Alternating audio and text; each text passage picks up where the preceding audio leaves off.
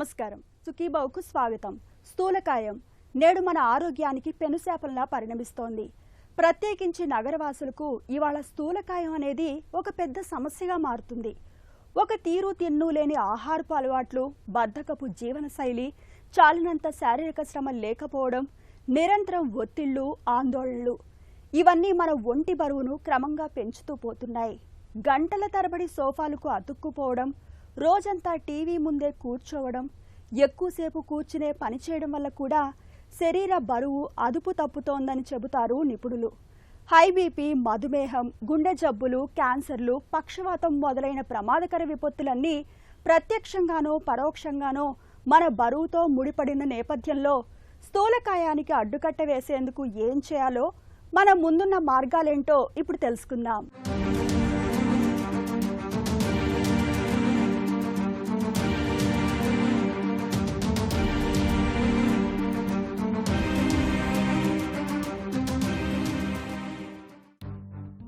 ఊబకాయం ఓ ఊబి లాంటిది.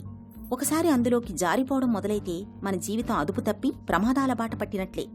స్థూలకాయం మొదలయ్యాక అడుగడుగునా సమస్యలు ఎదురవుతుంటాయి. గజానికో సమస్య, మైలు మైలుకో రుగ్మత పలకరిస్తుంటాయి. హై బీపీ, షుగర్, గుండె జబ్బులు, క్యాన్సర్లు, పక్షవాతం, కీళ్ల నొప్పులు, ఇలా ఒకటేమిటి ప్రమాదకర ఎన్నో ఉపద్రవాలకు మోయలేని బరువు అనేది ప్రత్యక్షంగానో పరోక్షంగానో కారణంగా ఉంటుంది. అందుకే ఊబకాయాన్ని వ్యాధుల కుంపటిగా, జబ్బులకు రాచబాటగా పరిగణిస్తున్నారు డాక్టర్లు. బద్ధకపు జీవనశైలి, ఒక తీరు తెన్ను లేని ఆహారపు అలవాట్లు, శరీరానికి ఏమాత్రం శ్రమ లేకపోవడం, ఇవన్నీ ఇవాళ మనలో చాలా మందికి స్థూలకాయాన్ని తెచ్చిపెడుతున్నాయి. స్థూలకాయం అనేది ఎవరు కోరుకునేది కాదు, కానీ వాళ్ళకు ఉన్నటువంటి లైఫ్ స్టైల్ వల్ల ఈ స్థూలకాయం వచ్చిన తర్వాత రకరకాల కోమార్బిడిటీస్, అంటే అనేక రకాల జబ్బులు దీంతో పాటుగా వస్తూ ఉంటాయి.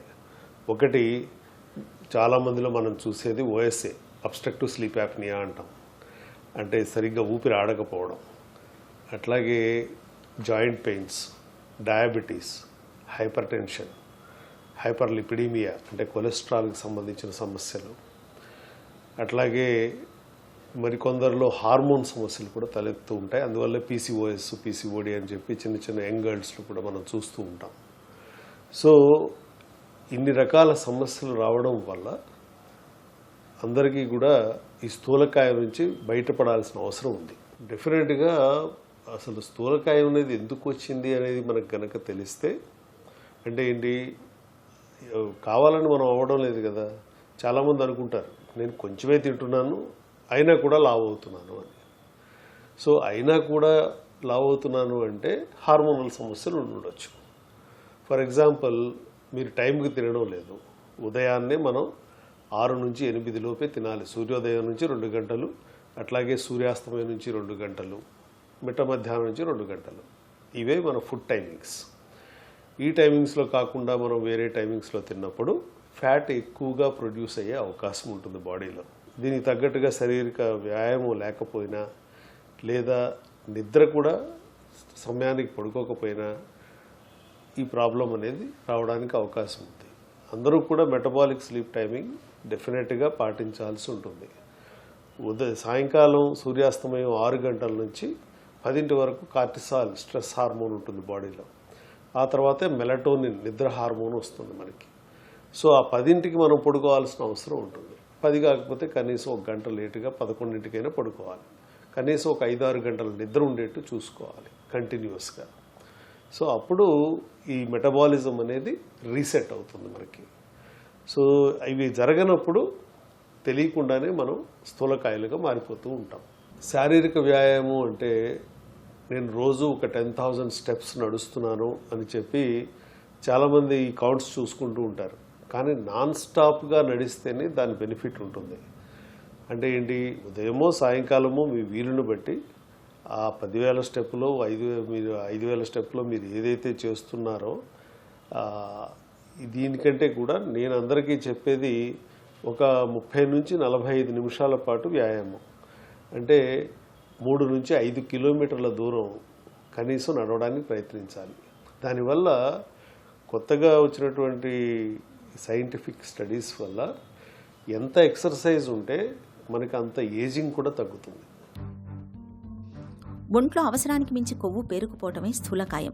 మన బరువుకు సంబంధించినంత వరకు ఎత్తు బరువుల నిష్పత్తి BMI సూచి అనేది అత్యంత కీలకమైన విషయం. మన BMI 18 నుండి 23 మధ్య ఉండాలి.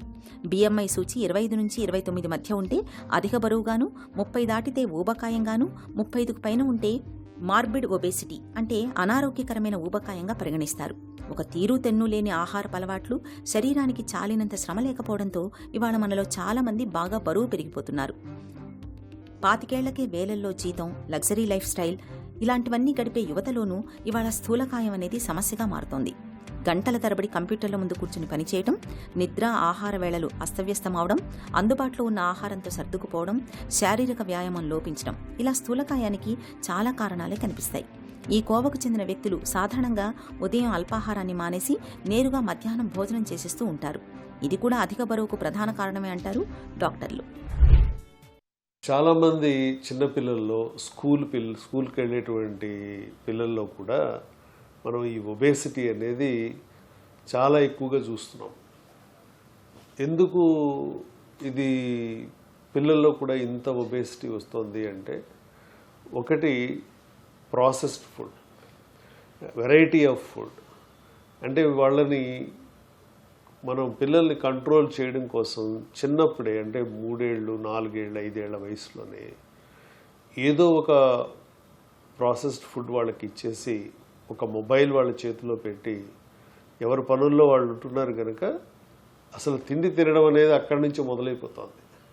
అంటే పాస్ టైం ఈటింగ్, అంటే ఏదో ఒక గేమ్ ఆడుకుంటూ తిండి కూడా తినేస్తున్నారు. దాంతో బయట అవుట్డోర్ గేమ్స్ అనేవి లేకపోవడం వల్ల అందరూ చిన్నప్పటి నుంచే ప్లే స్కూల్స్లోనూ అట్లాగే నర్సరీ స్కూల్స్లోనూ పెట్టేయడం వల్ల పెద్దవాళ్ళందరూ వాళ్ళ ఫాదర్ మదర్ కూడా జాబ్స్లో ఉంటారు కనుక ఎవరికి టైం లేదు. సో దాంతో పిల్లలకి ఈ మొబైల్ కానీ వీడియో గేమ్స్ కానీ అలవాటు చేస్తూ అవుట్డోర్ గేమ్స్కి దూరం అయిపోతున్నారు. అలాగే వీళ్ళకి పాస్ టైం ఫుడ్ కూడా అలవాటు అయిపోతుంది. ఇది కాకుండా దీంతో పాటుగా సాఫ్ట్ డ్రింక్స్, కొంచెం వయసు వచ్చిన పిల్లల్లో సాఫ్ట్ డ్రింక్స్ అనేవి అంటే రకరకాల సాఫ్ట్ డ్రింక్స్, కార్బొరేటెడ్ డ్రింక్స్ ఇవన్నీ కూడా షుగర్తో ఉంటాయి. సో మళ్ళీ రోజుకి 2-3 సార్లు తాగేవాళ్ళు కూడా అంటే థమ్స్అప్ అని, కోక్ అని, లేకపోతే ఇలాంటి రకరకాల సాఫ్ట్ డ్రింక్స్ రోజు తీసుకున్నప్పుడు అవి తెలియకుండానే ఇంకో 1000 క్యాలరీలు వాళ్ళకి లోపలికి వెళ్ళిపోతున్నాయి. సో డెఫినెట్గా ఈ ఫుడ్ స్టైల్ అనేది మనం ఇంట్లో తయారు చేయడానికి ప్రయత్నిస్తే అందరూ భాగస్వాములు అయితే కుటుంబం అంతా కనీసం వీకెండ్స్లో అయినా ఒక లైఫ్ స్టైల్ అనేది మారుతుంది, అండర్స్టాండింగ్ పెరుగుతుంది. తర్వాత ప్రతి ఫుడ్ ఐటెం గురించి పెద్దవాళ్ళు కూడా పిల్లలతో డిస్కస్ చేయడం మొదలు పెడితే దాంట్లో ఉన్న వాల్యూస్ ఏంటి, కెలోరిఫిక్ వాల్యూస్ ఏంటి, ఈరోజు రేపు గూగుల్లో అన్నీ దొరుకుతాయి. ఆ వివరాలను డిస్కస్ చేయడం మొదలు పెడితే పిల్లలకు కూడా అర్థమవుతుంది ఏ ఫుడ్ ఎంత మంచిది, ఏది తినాలి, ఏది తినకూడదు అనేది అందరికీ తెలుస్తుంది. దానితోటి ప్రాసెస్డ్ ఫుడ్స్లో రకరకాల కెమికల్స్ ఉంటాయి, ప్రిజర్వేటివ్స్ ఉంటాయి. ఇవన్నీ కూడా న్యాచురల్గా మనకి లోపల గ్రెలిన్ అనే ఆకలి హార్మోన్ను పెంచుతాయి, అలాగే హైడ్రోక్లోరిక్ యాసిడ్ని పెంచుతాయి. అందువల్లే ఈ మధ్య చిన్నవాళ్లలో కూడా గ్యాస్ట్రైటిస్ ప్రాబ్లం చూస్తున్నాం. మనలో కొంతమందికి వేళకు తినే అలవాటు ఉండదు, ఎప్పుడు పడితే అప్పుడు తింటుంటారు. ఇలాంటి వాళ్ళు చాలా వేగంగా బరువు పెరిగిపోతుంటారు. ఇందుకు ప్రత్యేకమైన కారణం ఉందంటారు డాక్టర్లు. ఎప్పుడు పడితే అప్పుడు తినడం మూలంగా మన శరీరం తర్వాత ఆహారం ఎప్పుడు వస్తుందో తెలియక తిన్న ఆహారాన్నంతా భవిష్యత్ అవసరాల కోసం కొవ్వు నిలువలుగా మార్చుకుంటూ పోతుంది. స్థూలకాయాన్ని వదిలించుకునేందుకు ఏం చేయాలో ఇప్పుడు తెలుసుకుందాం.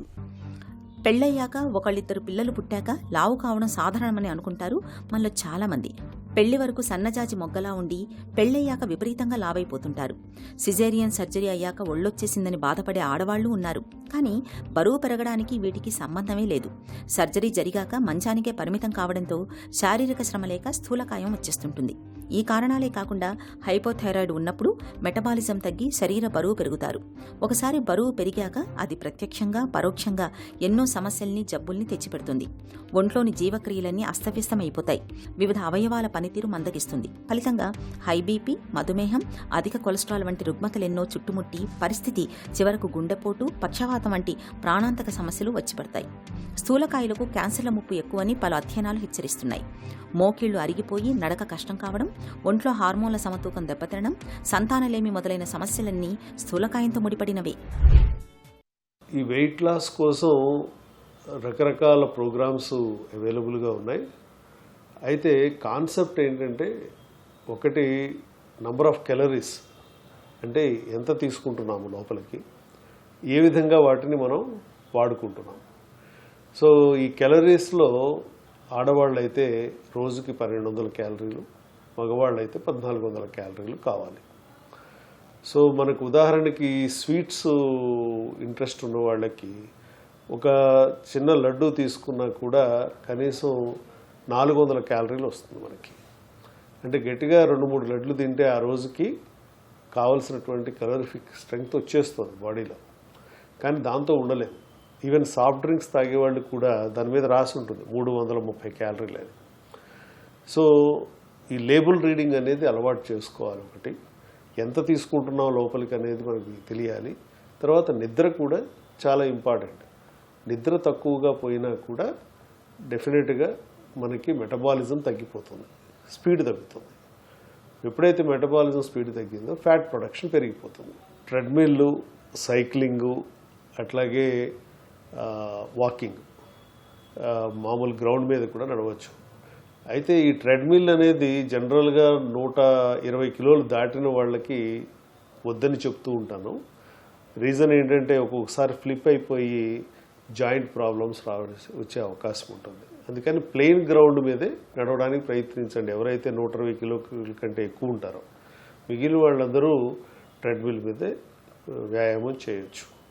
అదర్వైజ్ ప్లెయిన్ గ్రౌండ్ మీద సేఫ్గా ఉంటుంది. అట్లాగే సైక్లింగ్, కనీసం రోజుకు 30 నిమిషాలు సైక్లింగ్ చేయగలిగితే మీలో బ్లడ్ సర్క్యులేషన్ కానీ, తర్వాత మజిల్స్ అన్నీ కూడా వ్యాయామం గట్టిగా మనకి వస్తుంది. అట్లాగే వాకింగ్ అయితే కనీసం 45 నిమిషాల పాటు రెగ్యులర్గా బ్రిస్క్ వాకింగ్ చేయాలి. మధ్యలో ఆగకూడదు, నాన్ స్టాప్ వాకింగ్ ఉండాలి. ఎప్పుడైతే మన హార్ట్ రేటు 90 దాటుతుందో, పల్స్ రేట్ 90 దాటుతుందో పర్ మినిట్, ఆ వ్యాయామమే మనకు ఉపయోగపడుతుంది. అంతేగాని నిదానంగా నడుస్తూ ఉంటే దానివల్ల పెద్దగా ఉపయోగం ఉండదు. స్థూలకాయం ఒక చిక్కుముడి లాంటిది. ఒక్కసారి స్థూలకాయం బారిన పడితే అది అనేక సమస్యల్ని సృష్టిస్తూ ఒక విప్పలేని చిక్కుముడిలా తయారవుతుంది. బరువును తగ్గించుకునేందుకు మనలో చాలా మంది చేయని ప్రయత్నం అంటూ ఉండదు. డైటింగులు, ఉపవాసాలు, ఆహారంలో మార్పులు, వ్యాయామాలు, యోగాసనాలు, ఏరోబిక్స్, ఇలా ఎన్నో ప్రయత్నాలు చేస్తుంటారు. ఇంకా టాబ్లెట్ల లాంటివి కూడా వాడుతుంటారు. అయితే చాలా సందర్భాలలో బరువు తగ్గడం అనేది అసాధ్యంగా ఉంటుంది. కష్టపడి కేజీ బరువు తగ్గితే మరికొన్ని రోజులకే 5-6 కేజీల బరువు పెరిగిపోతుంటారు. నిజానికి ఆహారపు అలవాట్లలో క్రమశిక్షణ పాటిస్తూ శరీరానికి చాలినంత శ్రమను కల్పించుకుంటే చాలా వరకు బరువును అదుపులోకి తీసుకురావచ్చని చెబుతారు నిపుణులు. ఈ సర్జరీల్లో, బరువు తగ్గించే సర్జరీల్లో ఒకటి కామన్గా చేసేటువంటిది స్లీవ్ గ్యాస్ట్రెక్టమీ అంటారు. అంటే ఏంటి, ఈ స్టమక్ పరిణామం ఇలా ఉన్నప్పుడు ఈ సైజుని మనం చిన్నగా చేస్తున్నాం. అంటే ఏంటి, ఒక 36 ఫ్రెంచ్ బూజీ సైజ్కి మనం తీసుకొస్తున్నాం. అంటే ఒక 100 to 150 ml మాత్రమే పట్టేట్టుగా చేస్తున్నాం. మామూలుగా మనకి జీర్ణాశయంలో ఒక 2 నుంచి 2.5 లీటర్లు పడుతుంది. అలాంటిది కేవలం 100 నుంచి 150 ml పట్టేట్టుగా చేస్తున్నాం. దీన్ని స్లీవ్ గ్యాస్ట్రెక్టమీ అంటారు. అంటే ఏంటి, స్టమక్ని స్లీవ్ లాగా, ఒక ట్యూబ్ లాగా తయారు చేయటం స్లీవ్ గ్యాస్ట్రెక్టమీ. ఇది కామన్గా అన్ని చోట్ల జరిగేటువంటిది. కానీ దీంట్లో కూడా రకాలు ఉంటాయి. సో ఎలాంటిది చేయించుకుంటే, స్లీవ్ ఎలా చేయించుకుంటే బెటర్గా ఉంటుందనేది సర్జన్తో డిస్కస్ చేసి నిర్ణయించాల్సి ఉంటుంది. అలాగే bypass surgery, gastric bypass surgery అంటాం. దీంట్లో RU-NY గ్యాస్ట్రిక్ బైపాస్ అని, మినీ గ్యాస్ట్రిక్ బైపాస్ అని, సింగిల్ ఎనాస్టమోసిస్ స్లీవ్ జిజునాస్టమీ అని, సింగిల్ ఎనాస్టమోసిస్ డ్యూడినల్ ఐలియాస్టమీ అని, ఇలా రకరకాల సర్జరీలు దీంట్లో ఉన్నాయి. కాకపోతే ఏ సర్జరీ ఎవరికి అవసరమవుతుంది, వాళ్ళ హార్మోన్స్లో తేడాలు ఏమున్నాయి. హార్మోన్స్ అంటే ఒక థైరాయిడ్ ఒకటే చేయించుకునేది హార్మోన్ కాదు. హార్మోన్స్లో మనం చూడాల్సినవి ghrelin, leptin, DHEA, prolactin, growth hormone, estradiol, testosterone, ఇలాంటివి ఎన్నో రకాల హార్మోన్స్ పరీక్ష చేసిన తర్వాత మనం ఏ సర్జరీ అయితే ఈ పర్టికులర్గా ఈ వ్యక్తికి ఉపయోగపడుతుంది అనేది ఆప్షన్ తీసుకోవాల్సి ఉంటుంది. సో ఇవన్నీ కూడా లాప్రోస్కోపిక్ పద్ధతిలోనే చేస్తాం. ఇందులో ఫ్యాట్ తీయడం అనేది ఉండదు. కేవలం స్ట్రక్చర్ని మార్చడం వల్ల, ఫుడ్ ట్రాన్సిట్ని మార్చడం వల్ల హార్మోన్స్ మారుతాయి. అంటే జిఎల్పి, జిఐపి అనేటువంటి 2 హార్మోన్స్ని ఆపరేషన్ తర్వాత ఇవి పెరుగుతాయి, న్యాచురల్గా పెరుగుతాయి. సో పెరిగినప్పుడు ఆటోమేటిక్గా మనం ఇది బరువును ఫ్యాట్ కరిగిపోతూ ఉంటుంది. ఈ వెయిట్ లాస్ ఇంజెక్షన్స్లో ఈ ఇంజెక్షన్స్ తీసుకునేటప్పుడు ఎవరు కూడా 10 నుంచి 15 కిలోల కంటే ఎక్కువగా తగ్గరు. ఎంతకాలం అయితే మీరు ఈ ఇంజెక్షన్స్ తీసుకుంటారో అంతకాలం వరకు మీరు తగ్గే అవకాశం ఉంటుంది. ఈ 10-15 కిలోల కంటే ఎక్కువ తగ్గడం కూడా సాధ్యం కాదు. అయితే ఇవి ఎలా తగ్గిస్తున్నాయి బరువుని అంటే బేసికల్గా ఐలియల్ బ్రేక్ ఫినామినన్ అని ఒకటి ఉంది. అంటే ఏంటి, మన ట్రాన్సిట్ ఇంటెస్టైన్ ఫుడ్ నడవాల్సినటువంటి వేగాన్ని తగ్గిస్తాయి ఇవి. ఎప్పుడైతే ఆ వేగం తగ్గిందో ఎక్కువ తినబుద్ధి కాదు, అంటే ఆకలి అవ్వదు. సో ఫోర్స్డ్ ఫాస్టింగ్ అనమాట. సో దానివల్ల తెలియకుండానే స్లోగా బరువు తగ్గుతూ ఉంటాం. అంటే కెలరీస్ తగ్గిపోతున్నాయి, లోపలికి వెళ్ళాయి. ఆటోమేటిక్గా శక్తి తగ్గినప్పుడు బరువు కూడా తగ్గుతుంది. ఇది ప్రతి నెల తీసుకుంటూ ఉండాలి. ఈ ఒక సంవత్సరం తీసుకుంటే కనుక ఈ సంవత్సరంలో మ్యాక్సిమం ఒక 10 నుంచి 15 కిలోలు తగ్గడానికి అవకాశం. స్థూలకాయాన్ని వదిలించుకునేందుకు ఆధునిక వైద్యంలో ఇవాళ చక్కటి మందులు, చికిత్సలు అందుబాటులో ఉన్నాయి. ఆహార వ్యాయామాలతో కూడా బరువు తగ్గని వారికి మెట్ఫార్మిన్, ఆర్టిస్టాట్ వంటి మందులతో పాటు పొట్టకు కుట్టు వేసే బేరియాటిక్ సర్జరీల్ని చక్కటి ప్రత్యామ్నాయాలుగా చెప్పుకోవచ్చు. స్థూలకాయాన్ని వదిలించుకునేందుకు ఆధునిక వైద్యంలో అందుబాటులో ఉన్న చికిత్సల గురించి ఇప్పుడు తెలుసుకుందాం. బాడీ మాస్ ఇండెక్స్ BMI అనేది ఒకసారి 35 దాటాక, అంటే మార్బిడ్ ఒబేసిటీ వచ్చాక దాన్ని వదిలించుకోవడం అంత తేలిక కాదు. ఆహార వ్యాయామాల సాయంతో కొండంత భారీ కాయాన్ని కరిగించడం కష్టసాధ్యమైన పని. మొదట్లో కొంచెం బరువు తగ్గినప్పటికీ శరీరంలోని కొవ్వు సెట్ పాయింట్స్ నియంత్రించే హార్మోన్ల ప్రభావం కారణంగా మళ్లీ తిరిగి బరువు పెరిగిపోతుంటారు. ఇలాంటి వారికి బేరియాట్రిక్ సర్జరీలను ఒక వరంగా చెప్పుకోవచ్చు. శాశ్వతంగా బరువు తగ్గడానికి శాస్త్రీయంగా రుజువైన సురక్షితమైన ప్రక్రియ bariatric surgery. Sleeve gastrectomy, gastric bypass, sleeve bypass, duodenal switch వంటి డైవర్షన్ పద్ధతుల్లో సర్జరీ చేయటం వల్ల ఆకలిని పుట్టించే గ్రెలిన్ హార్మోన్ ఉత్పత్తి తగ్గుతుంది. అంతేకాదు GLP-1, పెప్టైడ్ వంటి హార్మోన్ల ఉత్పత్తి పెరుగుతుంది. ఒంట్లో జీవక్రియలు మెరుగవుతాయి. ఆరోగ్యకరమైన ఆహార పదార్థాల పట్ల ఆసక్తి పెరుగుతుంది. ఇవన్నీ స్థూలకాయాన్ని తగ్గించేందుకు దోహదం చేస్తాయి. బేరియాట్రిక్ సర్జరీలు అనేవి అన్ని సర్జరీలు లాగానే ఇవి డెఫినెట్గా సురక్షితమైనటువంటి సర్జరీస్. అయితే వరల్డ్ వైడ్గా లిటరేచర్ ప్రకారం 0.2% కాంప్లికేషన్స్ కూడా వీటిల్లో ఉంటాయి. అంటే మనం సర్జరీ ఎప్పుడు చేయించుకుంటున్నాం, ఇప్పుడు ఒక గుండె శస్త్రచికిత్స ఉందనుకోండి, అది చేయించుకోవాల్సిన టైంలో చేయించుకుంటే కాంప్లికేషన్స్ ఉండవు, బయటికి పడతారు. అలాగే బేరియాట్రిక్ సర్జరీ కూడా అది చేయించుకోవాల్సిన టైంలో రైట్ డెసిషన్ తీసుకుంటే కాంప్లికేషన్ లేకుండా బయటపడవచ్చు. అలా కాకుండా కాంప్లికేషన్స్ వచ్చేసిన తర్వాత సర్జరీలు చేయించుకుంటే ఒక్కోసారి ఈ కాంప్లికేషన్స్ రావచ్చు. అవి వచ్చినప్పుడు ఒక్కోసారి డాక్టర్కి కూడా సాధ్యం కాకపోవచ్చు మళ్ళీ రివైవ్ చేయడం. అందువల్ల వీటిని ఎప్పుడూ కూడా ఎర్లీగా చేయించుకోవడం వల్ల, ఎర్లీగా బేరియాట్రిక్ సర్జరీ ట్రీట్మెంట్ ఆప్ట్ చేయడం వల్ల రిజల్ట్స్ బాగుంటాయి. 100కి 100% ఇవి పూర్తిగా సురక్షితమైనటువంటి సర్జరీస్. ఈ బేరియాట్రిక్ సర్జరీ చేయించుకున్న తర్వాత చాలామంది నేను సర్జరీ చేయించుకున్నాను కనుక ఇక డెఫినెట్గా నేను తగ్గిపోతాను అనేటువంటి ఇదిలో ఉంటే అది కరెక్ట్ కాదు. ఎందుకంటే బేరియాట్రిక్ సర్జరీ అనేది ఒక టూల్ మాత్రమే. దాన్ని ఎలా వాడుకోవాలి అనే దానికి కూడా ఒక పద్ధతి ఉంటుంది.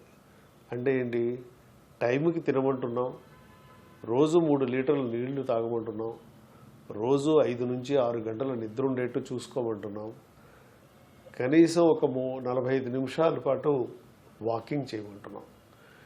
ఇవి చేయము అనుకున్నప్పుడు ఈ సర్జరీలతో అనుకున్నంత ఉపయోగం ఉండదు. అలాగే ఆల్కహాల్ అలవాటు ఉన్నవాళ్ళు కూడా ఈ సర్జరీల తర్వాత వాళ్ళ లైఫ్ స్టైల్ని మార్చుకోవాల్సి ఉంటుంది. ఎక్కువ ఆల్కహాల్ తీసుకుంటే అది కూడా ఎనర్జీనే కనుక మళ్ళీ బరువు పెరిగేటువంటి ప్రమాదం ఉంటుంది. అందుకని డిఫరెంట్ టెక్నిక్స్ వాడి వాళ్ళతో మనం ఈ ఆల్కహాల్ కూడా మానించేట్టుగా చేయడానికి ప్రయత్నిస్తూ ఉంటాం. సో ఆల్కహాల్ తగ్గించడం, లైఫ్ స్టైల్ మార్చుకోవడం, స్మోకింగ్ని ఆపేయడం, రోజు క్రమం తప్పకుండా వ్యాయామం చేయడం ఈ బేరియాట్రిక్ సర్జరీ తర్వాత వెయిట్ కంట్రోల్కి చాలా అవసరం. భారీ కాయం బలం కాదు, బలహీనతలకు మూలం, రుగ్మతలకు నిలయం. పిల్లల నుంచి పెద్దల వరకు అన్ని వయసుల వారిని వేధిస్తున్న జాఢ్యం స్థూలకాయం ఏమాత్రం ఏమరపాటుగా ఉన్నా శరీరాన్ని కబళించి ఆరోగ్యాన్ని అధఃపాతాళానికి తోసేస్తుంది. కాబట్టి బరువును అదుపులో ఉంచుకునేందుకు ఆహారపు అలవాట్లు మొదలుకొని జీవనశైలి వరకు అన్ని విషయాల్లో అప్రమత్తంగా ఉండాలి. Prevention is better than cure అన్న నానుడి స్థూలకాయం విషయంలోనూ వర్తిస్తుంది.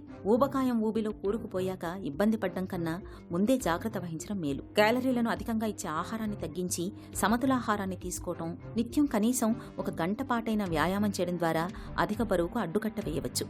ఆహార వ్యాయామాలతో కూడా ఫలితం కనిపించినప్పుడు చివరి పరిష్కారంగా సర్జరీకి వెళ్లడం అన్ని విధాల మేలు.